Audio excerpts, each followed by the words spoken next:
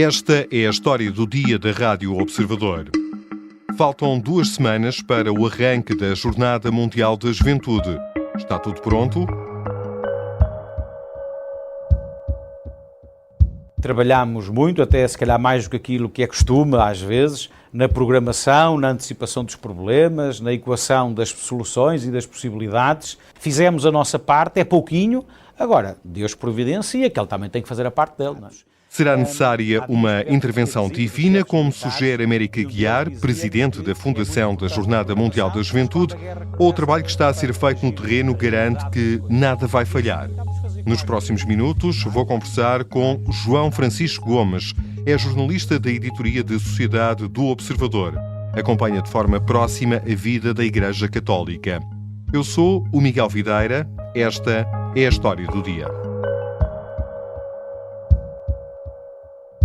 Bem-vindo, João Francisco Gomes. Olá, Miguel. Comecemos pelo palco que vai ficar instalado no Parque Tejo, o tal altar-palco que tanta polémica me provocou por causa dos custos associados.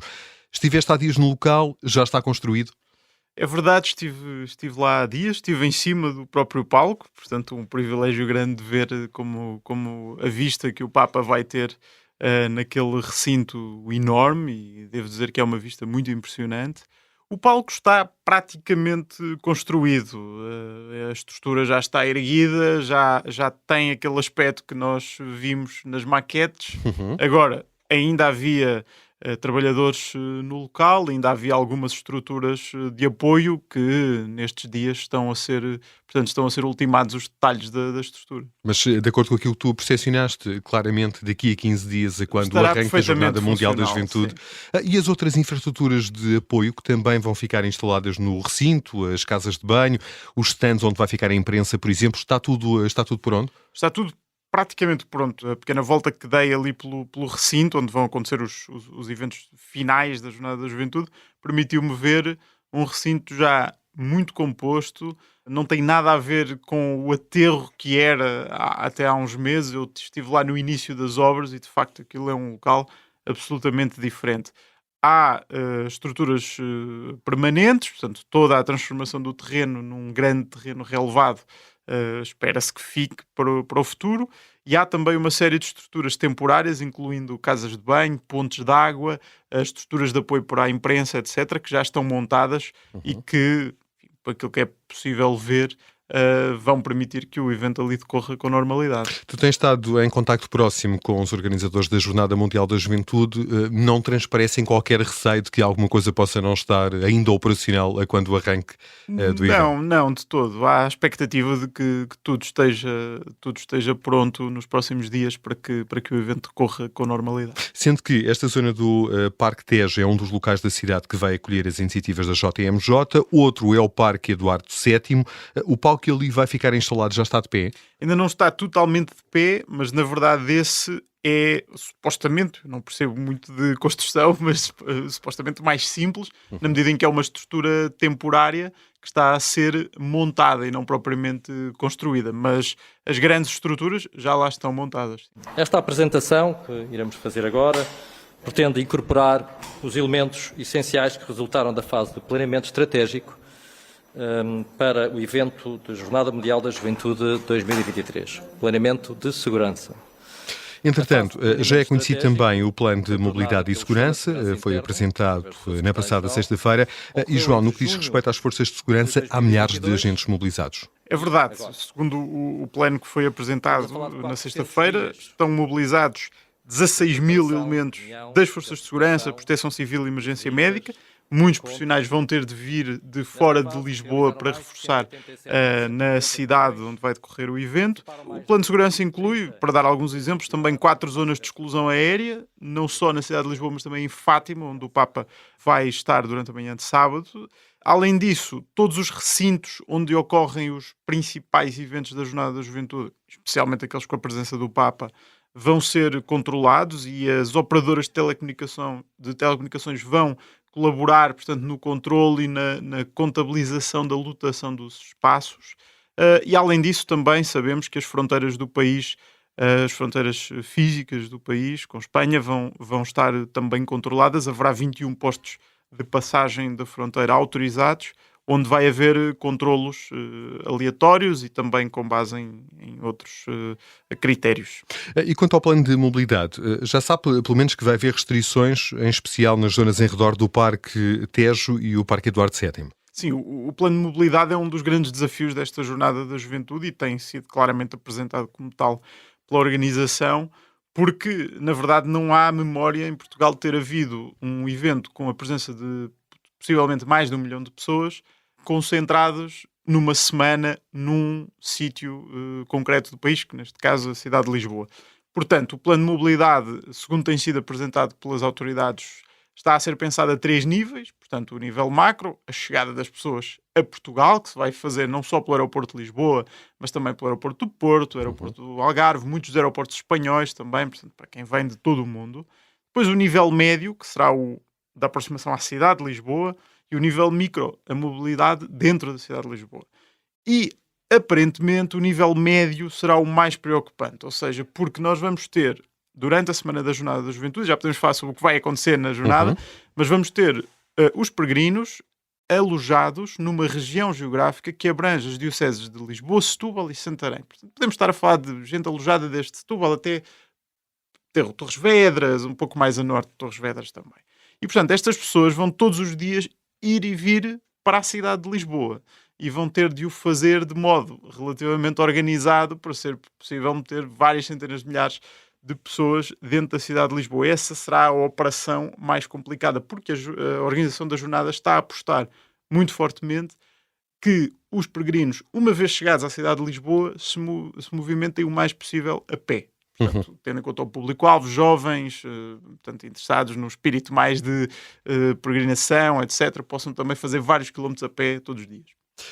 Vamos fechar esta primeira parte com o esclarecimento e uma dúvida que será, porventura, transversal a muitos de nós. Não a ti, imagino, João. O que é a Jornada Mundial da Juventude? Bem, a Jornada Mundial da Juventude, essa é uma pergunta ótima, porque nós estamos há muito tempo já em Portugal a falar da Jornada Mundial da Juventude e acho que há o risco de muitas vezes estarmos a falar apenas da sua dimensão logística, o custo do palco, a mobilidade, etc.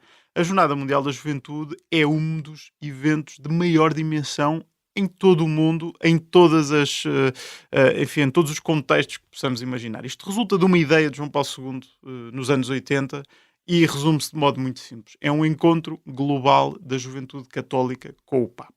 Isto tem vários objetivos. O primeiro é, obviamente, proporcionar aos jovens católicos uma experiência espiritual de muita relevância. Portanto, a Jornada Mundial da Juventude é habitualmente considerada um dos momentos altos da vida de um jovem católico que possa participar numa edição deste evento. Trata-se de um encontro multicultural, multinacional, de enormes dimensões, sempre com a presença de muitas centenas de milhares de pessoas que confluem para se encontrar com o Papa. E porquê para se encontrar com o Papa? Porque o objetivo do Papa é também ele encontrar-se com a juventude. Não apenas falar aos jovens, mas ouvi-los. Tomar o pulso à geração que tem pela frente. Perceber quem são os jovens de hoje, quem são os jovens católicos de hoje, como é que a Igreja pode responder de modo eficaz aos anseios e às inquietações de toda uma geração. E estes momentos, se nós formos olhar para a história, os momentos da Jornada Mundial da Juventude nos vários países, nos vários anos em que aconteceram, foram sempre momentos de grande revitalização para a Igreja Católica e aconteceram sempre em momentos-chave da história.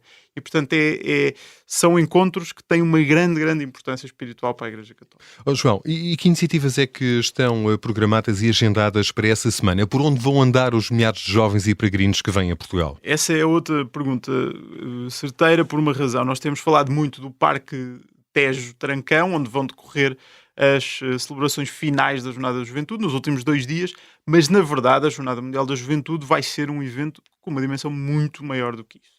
Vai durar uma semana e serão esperados largas centenas de milhares de peregrinos na cidade de Lisboa durante essa semana. E durante essa semana o que é que vamos ter a acontecer? Por um lado vamos ter uma visita do Papa, que terá a sua agenda.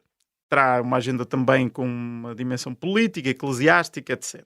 Depois vamos ter um conjunto de celebrações religiosas de massas. Uma missa de abertura, uma celebração de acolhimento, uma via sacra e depois, isto no Parque Eduardo VII, e depois, no final, uma vigília de grandes dimensões, será o ponto alto, e a missa final no Parque do Tejo Trancão.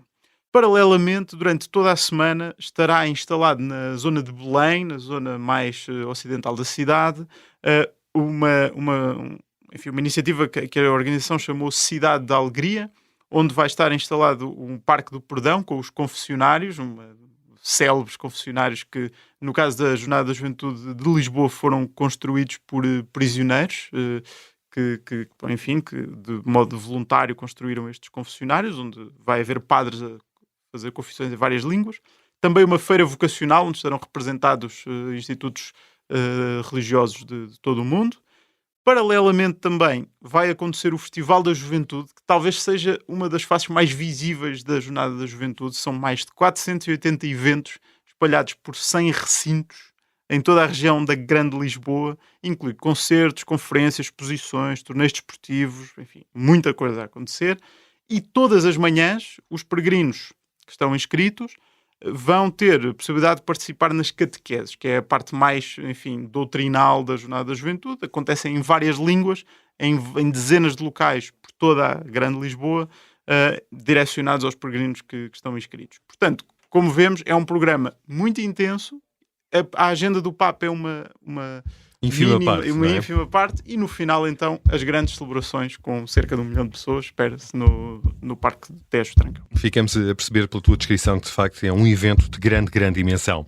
Já voltamos à conversa com o jornalista João Francisco Gomes, que tem acompanhado de perto os preparativos da Jornada Mundial da Juventude. Vamos querer saber, daqui a pouco, por exemplo, se o número de peregrinos que vêm a Portugal corresponde às expectativas da organização. E o alojamento está garantido?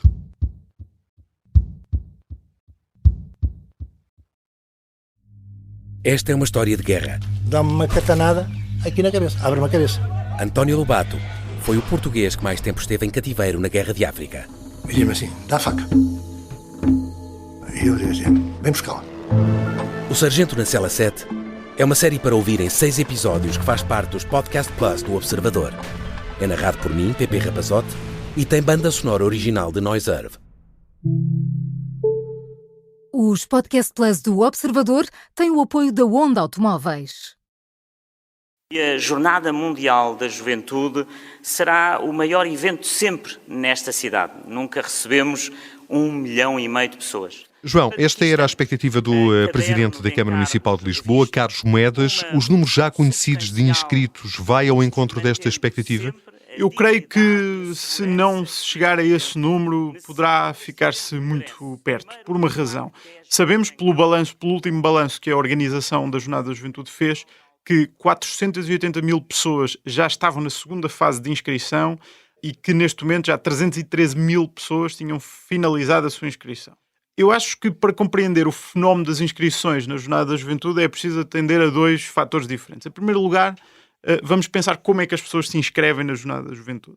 A maioria das pessoas vai chegar aqui em grupos organizados ou pelas paróquias, ou pelos escoteiros, ou por, seja qual for o movimento que fazem parte. E, muito provavelmente, por esse mundo fora, haverá neste momento paróquias, grupos religiosos, etc., que estão a pensar vir à Jornada da Juventude e que internamente já abriram um processo de inscrições interno, com algum responsável que diz: quem quiser participar, inscreva-se aqui junto de mim até ao dia tal. E só quando essa inscrição informal interna estiver completa é que esse responsável chegará à organização da Jornada da Juventude e inscreverá 100 pessoas, ou 200 pessoas, ou 50 pessoas. Isto quer dizer o quê? Que nós, na última semana, antes da Jornada da Juventude, os números de inscritos vão disparar. E depois há outro fator que é muito importante, que é: não é obrigatório inscrever-se para participar na jornada. A jornada é completamente gratuita e aberta a todos. A inscrição serve, por um lado, para facilitar a vida às pessoas, porque, mediante um pagamento que realmente cerca de 200 euros, portanto é muito menos do que custaria vir pelo próprio pé a Lisboa, facilita a vida com alojamento, transportes, etc. E também para permitir à organização ter uma noção do número de pessoas. Mas a experiência das outras jornadas mostra que, por cada pessoa inscrita, podem aparecer mais 2 não inscritos, o que significa que o número total de pessoas que estiver cá poderá ser muito maior, talvez o dobro ou o triplo do número de inscritos formais. E quais são os principais países de origem dos peregrinos? Já se sabe? São sobretudo países europeus. Sabemos que Espanha era o país com mais peregrinos inscritos, mais de 58 mil, seguido de Itália, 53 mil, França, com 41 mil, e depois Portugal, com 32 mil. Também destacar os Estados Unidos, com 14 mil peregrinos inscritos.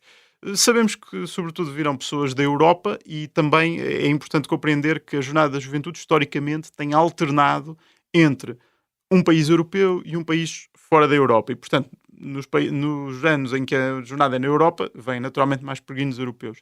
Desta vez, está a haver também uma grande aposta nos peregrinos vindos dos países africanos. Por uma razão, nunca houve uma jornada da juventude em África, porque não existe, enfim, capacidade da Igreja em África para organizar o evento, e é possível que nos próximos anos continue a não ser possível que isso aconteça. E, portanto, sendo uma jornada muito próxima da África, quer geograficamente, quer culturalmente, está a haver uma aposta da Igreja Portuguesa em promover a participação de jovens africanos na jornada. E onde é que vão ficar alojados os peregrinos? Está fechado? Os peregrinos que se inscreverem vão ficar alojados em diferentes alojamentos que a organização está a proporcionar às pessoas. Imagina, salões paroquiais, ginásios, instalações desportivas, pavilhões de câmaras, instalações dos escoteiros, etc. O grosso das pessoas ficará neste tipo de instalações em regime de acampamento interior, levam o saco-cama e tal. Depois há um conjunto também de peregrinos que poderão optar por ficar em famílias de acolhimento, ou seja, famílias que se disponibilizam a receber pelo menos 2 peregrinos, não podem receber apenas um, isso tem a ver com aquelas questões da proteção de menores, mas receber pelo menos 2 pessoas em casa e há já muitas pessoas a disponibilizar as suas casas para acolher peregrinos. Em troca, na minha próxima pergunta, há locais de acolhimento em número suficiente, tendo em conta a expectativa do número de jovens que deve ir a Portugal? A organização diz que para já estão identificados mais de 470 mil lugares, entre os quais cerca de 24 mil em famílias de acolhimento. Portanto, chegaria em tese para todos os inscritos. Importa dizer que a organização garante o alojamento aos inscritos, naturalmente. Embora também esteja a prever um conjunto de lugares a mais para pessoas que possam chegar sem inscrição em cima do momento. E vamos fechar com outra dimensão importante na organização da Jornada Mundial da Juventude, que é o voluntariado. A estimativa inicial apontava para a necessidade de contar com 30 mil voluntários. Este número já foi atingido? Formalmente ainda não. Apenas 22.200 voluntários já se tinham inscrito, ou seja, que já tinham formalizado a sua inscrição, finalizado a sua inscrição, de acordo com o último balanço da organização da jornada. Ainda assim, haverá cerca de mais 10 mil jovens voluntários que já iniciaram o processo de inscrição e que ainda poderão finalizá-lo. Portanto, se isso se concretizar, o número de voluntários ficará justamente em torno da perspectiva da organização. Obrigado, João. Obrigado. João Francisco Gomes é jornalista da editoria de Sociedade do Observador. Os sons que ouvimos foram retirados da RTP e da SIC. Esta foi a história do dia. A sonoplastia de Beatriz Martel Garcia, a música do genérico do João Ribeiro. Eu sou o Miguel Videira. Até amanhã.